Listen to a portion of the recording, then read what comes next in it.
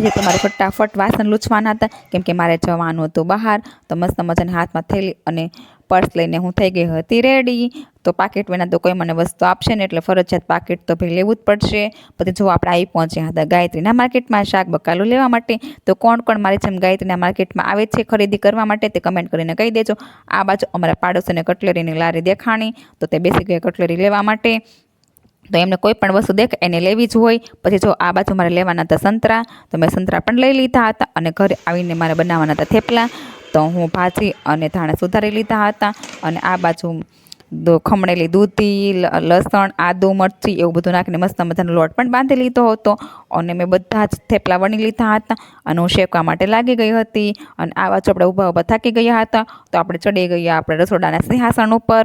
તો કોણ કોણ મારી જેમ જે નવીન વસ્તુ બનાવતા હોય તો એમને રસોડા ઉપર ચડવું જ પડે, તો કમેન્ટ કરીને કહી દેજો. અને આ બાજુ જો મસ્ત મજાના થેપલા પણ બની ગયા હતા. તો લાઈક છે સબસ્ક્રાઈબ